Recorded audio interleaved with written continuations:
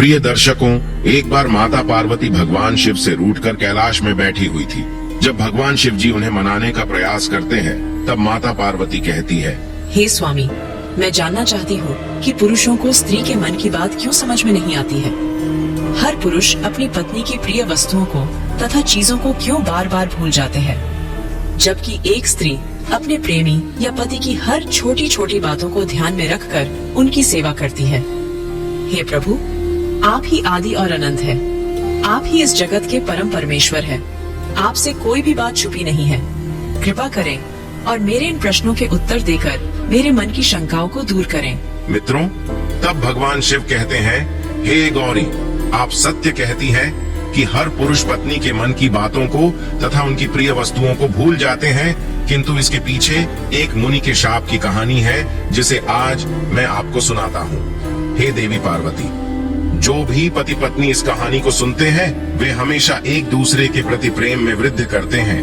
मित्रों, आपने अक्सर देखा होगा कि कुछ जोड़ियां पति पत्नी कम दोस्ती ज्यादा निभाते हैं, वहीं किसी के जीवन में हमेशा क्लेश रहता है। इसके पीछे के कारण उनका मानसिक शारीरिक जुड़ाव होता है।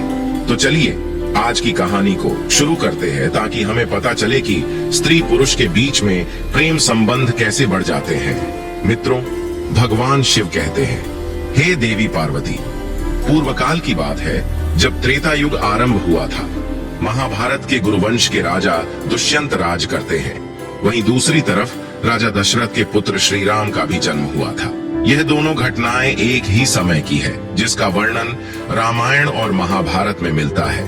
मित्रों, भगवान शिव कहते हैं, हे देवी पार्वती, एक दिन की बात है, जब हस्तिनापुर नरेश राजा दुष्यंत शिकार के लिए वन में गए थे। उस समय महाराज एक हिरण का पीछा कर रहे थे। भागते दौड़ते हुए प्यास लगने के कारण राजा दुष्यंत महर्षि कण्व के आश्रम में पहुंच गए। वहां हस्तिनापुर नरेश छाया में शांत होते देख एक ऋषि ने गुस्से में आकर कहा कि राजन, इस वन में किसी भी प्राणी का शिकार करना वर्जित है। यह महर्षि का आदेश है। तब ऋषि की बात सुन राजा दुष्यंत ने शिकार न करने का निर्णय लेते हुए उन्हें वचन दिया और वहां से वापस अपने रथ की ओर जाने लगे। तभी निराश होकर राजा दुष्यंत को वापस जाता देख उस ऋषि ने उन्हें आश्रम के अंदर आने के लिए कहा। उन ऋषि का आदर करते हुए महाराज दुष्यंत उनकी बात को नहीं टाल सके और आश्रम के अंदर चले आए। फिर जब उन्हें पता चला कि वह आश्रम महर्षि कण्व का है, मित्रों, भगवान शिव कहते हैं, हे देवी पार्वती, राजन को इस बात की पुष्टि हुई कि यह आश्रम उनके पूजनीय गुरु कण्व का है। तब उन्होंने भीतर प्रवेश करते हुए मुनीश्वर को आवाज लगाई। तभी उनके समक्ष एक अति सुंदर और मन को मोहने वाली युवा स्त्री आ गई, जिसका नाम शकुंतला था। जिसे देख महाराज दुष्यंत उस युवती पर अत्यंत मोहित हो गए। प्रत्येक अतिथि की तरह महाराज दुष्यंत का भी आदर करते हुए उस युवती ने उनका यथोचित से स्वागत किया और महर्षि कण्व की अनुपस्थिति के बारे में बताते हुए कहा, हे राजन, महर्षि तो तीर्थ यात्रा पर गए हैं, किंतु आपका यहाँ सुस्वागत है। मित्रों, भगवान शिव कहते हैं, हे देवी पार्वती, शकुंतला ने महाराज दुष्यंत की पूरी निष्ठा और सेवा भाव से सत्कार किया था। शकुंतला की सेवा भाव से प्रसन्न होकर महाराज दुष्यंत ने उनसे पूछ लिया कि देवी आप कौन हैं? तब वह कन्या बोली, महाराज, मेरा नाम शकुंतला है और मैं महर्षि कण्व की पुत्री हूँ।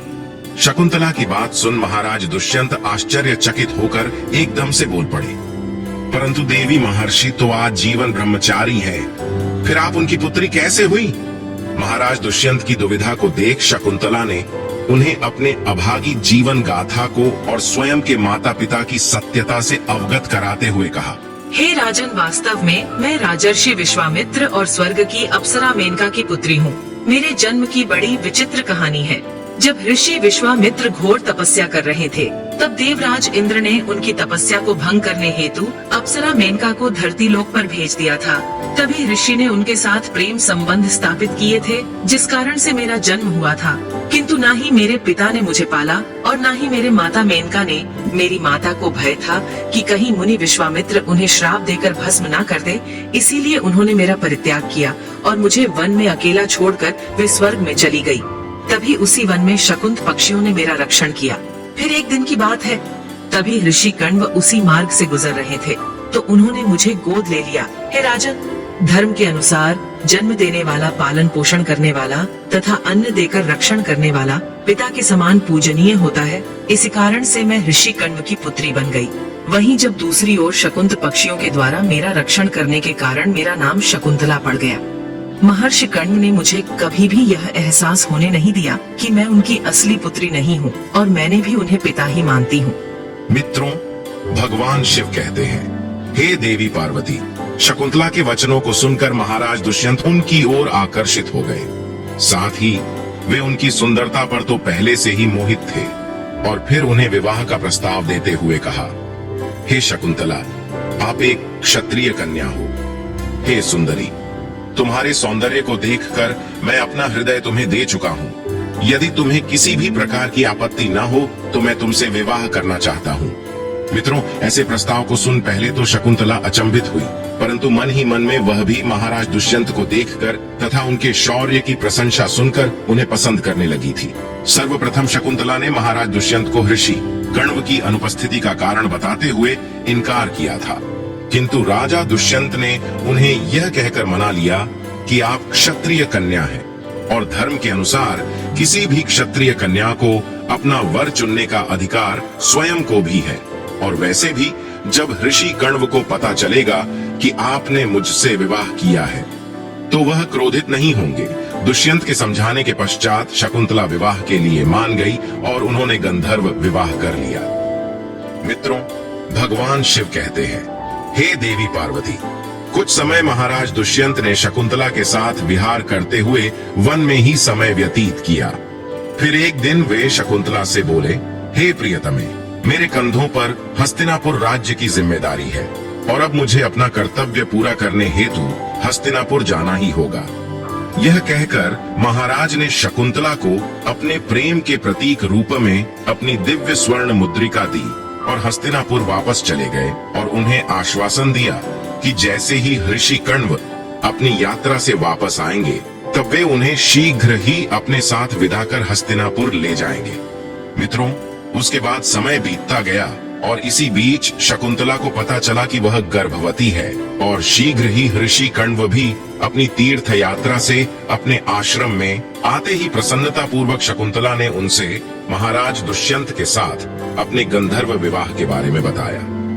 ये समाचार सुनकर ऋषि कण्व पहले तो बहुत प्रसन्न हुए, परंतु उसके बाद महर्षि कण्व ने शकुंतला को धर्म का ज्ञान देते हुए कहा कि हे पुत्री, विवाह के पश्चात किसी भी कन्या को अपने पिता के घर में रहना उचित नहीं होता है और बोले, एक विवाहित कन्या का विवाह के बाद उसके पिता का घर पराया हो जाता है तथा उसका अपना पति का ही घर होता है। जो स्त्री पति के सुख दुख में साथ रहती है वह पति और पिता का गौरव बढ़ाती है। हर परिस्थिति में एक स्त्री को अपने पति का साथ देना चाहिए।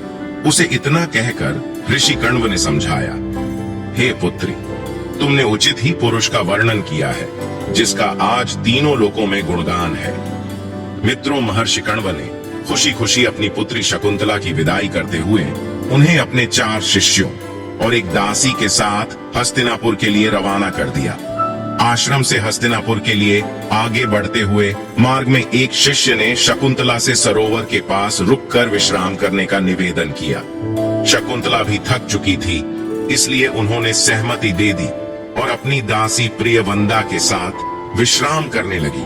जब शकुंतला सरोवर में पानी पीने गई थी तब उन्हें पता भी नहीं चला और उनके हाथ से महाराज दुष्यंत के द्वारा प्रेमचंद के रूप में दी हुई अंगूठी सरोवर में उनके हाथ से निकल कर गिर गई।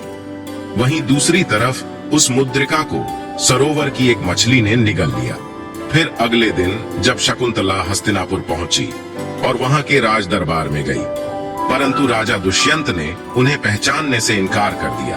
वह बार बार सभासदों के सामने कहती रही कि महाराज, मैं आपकी पत्नी शकुंतला हूँ। लेकिन महाराज दुष्यंत ने यह कहते हुए पहचानने से मना कर दिया कि मैं तुम्हें नहीं जानता, यह औरत कौन है।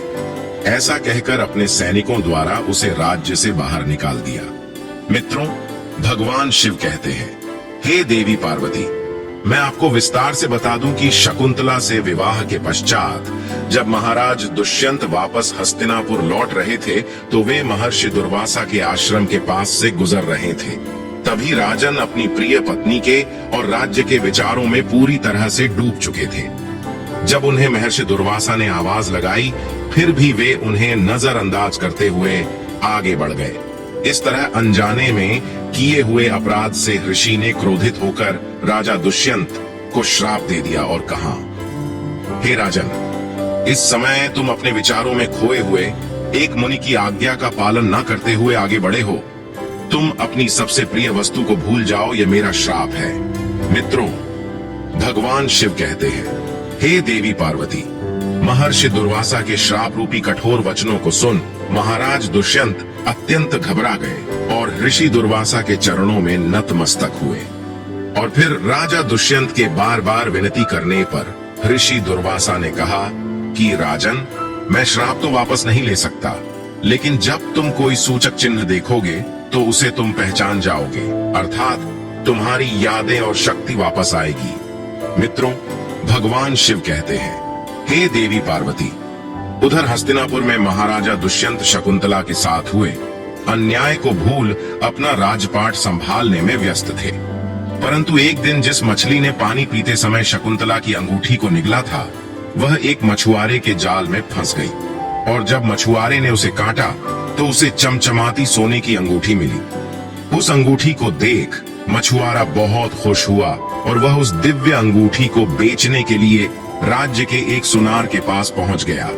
मित्रों, होनी को कुछ और ही मंजूर था। जब सुनार ने जैसे ही इस मुद्रिका को देखा तो उसका ध्यान अंगूठी पर लिखे महाराज दुष्यंत के नाम पर पड़ा। यह अंगूठी महाराज ने स्वयं के लिए हजारों स्वर्ण मुद्राएं देकर बनवाई थी, जिसकी कीमत कई ज्यादा थी, और सुनार ने तुरंत उस मछुआरे को कोतवाल के हवाले कर दिया। फिर कोतवाल उस अंगूठी और मछुआरे को लेकर महाराजा दुष्यंत के समक्ष प्रस्तुत हुआ था। पहले तो महाराज दुष्यंत उस अंगूठी को नहीं पहचान पाए, परंतु उस मुद्रिका को हाथ में लेते ही महाराज दुष्यंत को शकुंतला से जुड़ी सारी बातें याद आ गईं और उन्होंने मछुआरे से पूछा कि तुम्हें यह अंगूठी कहाँ मिली। तब उसने बताया कि महाराज, मुझे यह अंगूठी महर्षि कश्यप के आश्रम के पास स्थित तालाब के मछली के पेट से मिली।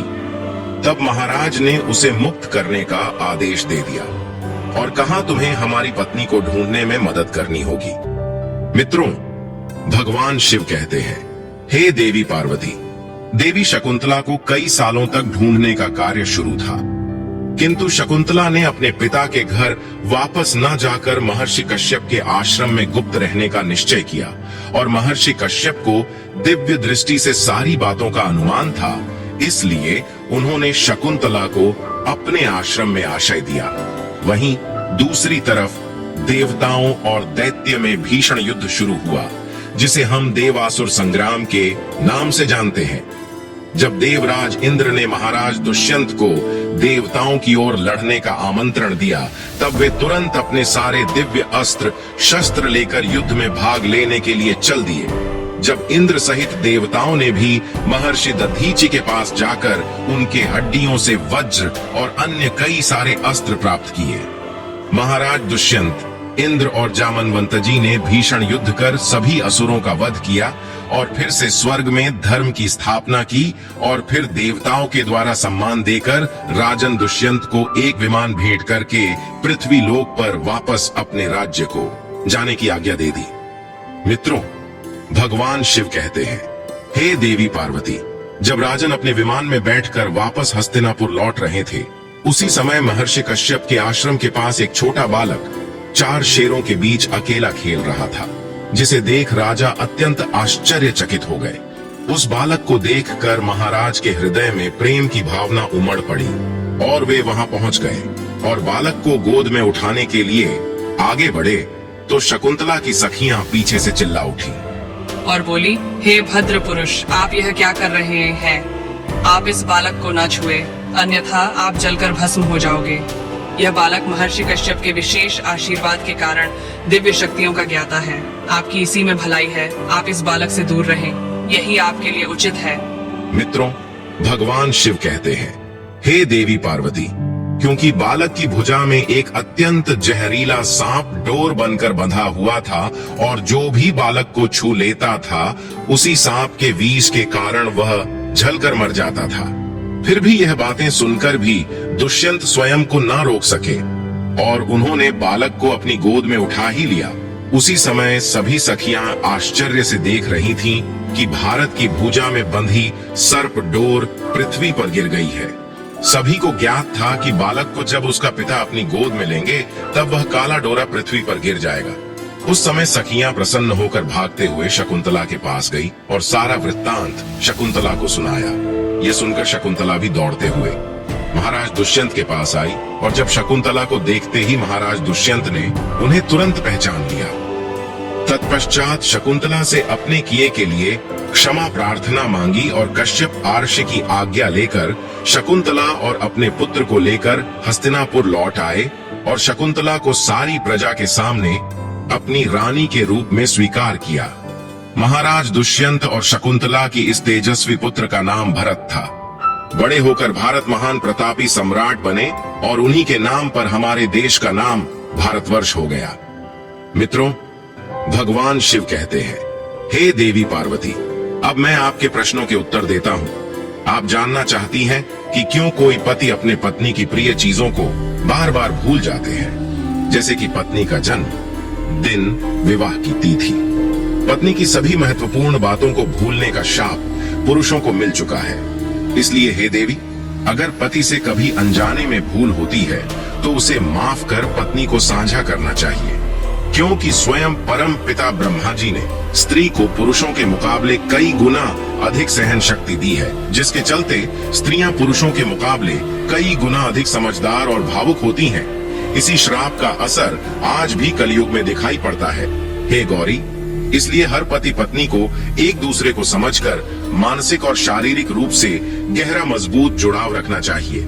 हर एक परिस्थिति में एक दूसरे का साथ देना चाहिए, चाहे फिर सुख हो या दुख हो। भगवान शिव कहते हैं, हे देवी पार्वती, जो भी पति पत्नी मेरी पूरी श्रद्धा के साथ पूजा आराधना करते हैं, मैं उनके जीवन के समस्त पापों को और दुखों को मैं हर लेता हूँ तथा मृत्यु के बाद उन्हें मुक्ति मिल जाती है। तो मित्रों, आशा करते हैं आपको यह कथा अवश्य ही पसंद आई। तो वीडियो को लाइक करें, परिवार के साथ शेयर करें और कमेंट में हर हर महादेव जरूर लिखें। साथ ही चैनल को सब्सक्राइब करें। आप सभी का धन्यवाद।